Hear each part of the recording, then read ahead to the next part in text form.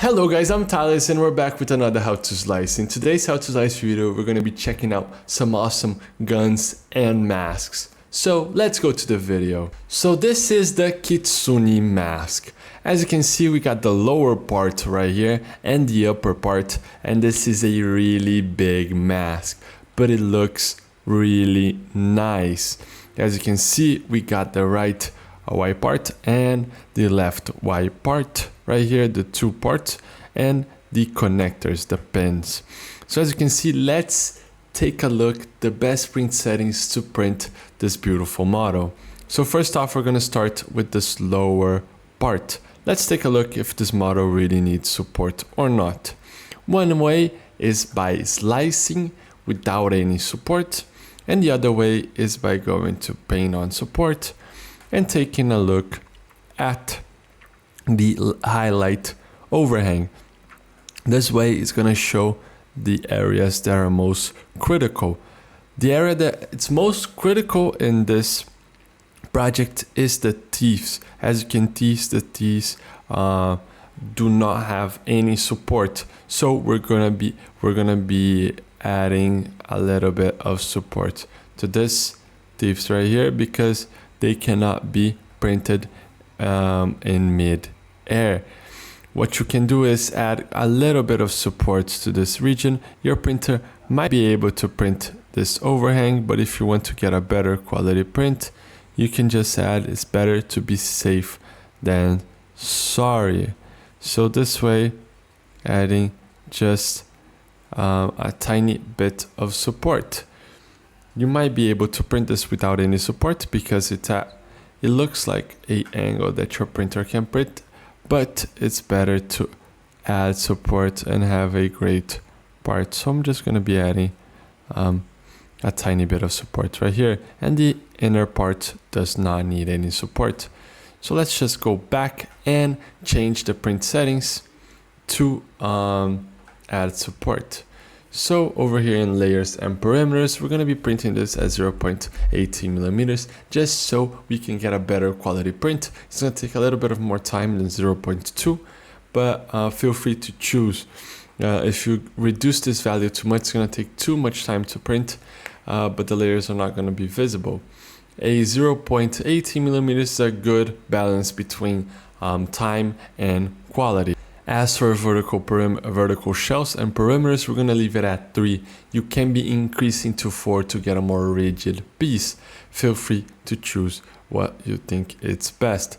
As for infill density, we're going to leave it at 15% and a fill pattern as gyroid. As for brim, we're just going to be adding a 3mm brim just to increase the surface area contact to the build plate. As for support material, we're going to be adding support material, and we're going to select organic. And just over here in top, interference layers, reduce to 1, just so it's easier to remove. And this is quite fine. As for speed, you can be printing at your standard print speed, because this model is quite big. It's going to take a lot of time to print, and you might be able to it doesn't need to reduce too much, doesn't have tiny overhangs. Just something I'm gonna do is add a little bit of more brim, so increase to 8 millimeters, add 5 millimeters more, just because the surface contact area, it's quite small. It's only this part, and this part, so this is not nice. I'm just gonna be adding a little bit of more brim, actually a little bit of more support over here in the eye section. I don't think he needs, actually. This is quite nice. I'm just going to be adding just a tiny bit right here in the eye, because the eye is at an overhang, quite a steep overhang. So add just some dots so it's going to hold tight and make sure we got a good quality print. So let's just slice and take a look. So as you can see, I just sliced, and we added custom supports just to make sure we got a better quality print. Over here in the teeth are necessary because they cannot be printed in midair. So as you can see, the support is going to support, right, the teeth so they are not being printed in midair.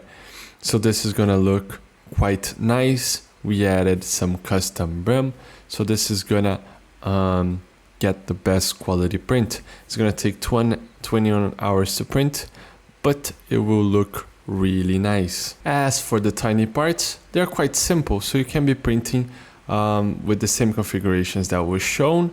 You just do not have to select any brim because it's got a good bed adhesion.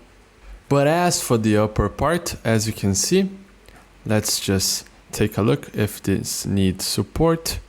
I would just be adding a tiny bit of support over here in the eye region, just so you can get a better quality print. You can do kind of a rough sketch because the support, the organic support, is quite nice to connect the pieces and get a good quality. And this is a piece that it's recommended to print and add brim, because as you can see, this is quite tall, so it's better to increase the contact area. So a 8mm brim, 10mm brim would be nice. So let's just add, let's just increase a little bit of the brim. 8 is enough, 10 just because it's a really tall part. And I would recommend to reduce a little bit of the speed. So you can be reducing the speed to 80. Over here in small perimeters, you can reduce to 50. External perimeters to 80. This will make sure that you get a better quality print. And all of these values you can reduce to 70. This will make sure that you have a good reduce the speed, just so you can get a better quality print. Because as this is a really tall part, sometimes if you print too fast, you might get the wobble, or the tip, the piece might fall over, tip over. So this is a good configuration. So as you can see, I just sliced. It's gonna take 20 hours and 49 minutes to print, but it's gonna look really, really nice. This is the top part. As you can see, we added brim just to increase the contact area to the build plate and make sure this piece does not tip over. And we added some custom brim, some organic brim, just to the eye region that it is at an angle. It's quite steep overhang. So this is gonna look really nice. And as you can see, if we go right here to speed, it's gonna reduce a little bit of the speed. It's gonna print at 80mm a second, just to make sure and reduce quite a bit the speed in the small perimeters. This is gonna look quite nice and avoid Z wobble by checking out all of the nuts and bolts of your printer. This will guarantee that you don't have any Z wobble in these rear ears right here in the top parts of this mask. But this is gonna look really nice after printed. So the model is ready to print. Make sure you check out stlflix.com for more models like this one, and I'll see you in another one. I hope you guys enjoy it. Those slicing videos are an initiative from STL Academy, which is the educational project from STLFlix. So if you guys want to learn more about 3D printing, you could check our description and look at STL Academy courses. And don't forget, see you guys at the next slicing.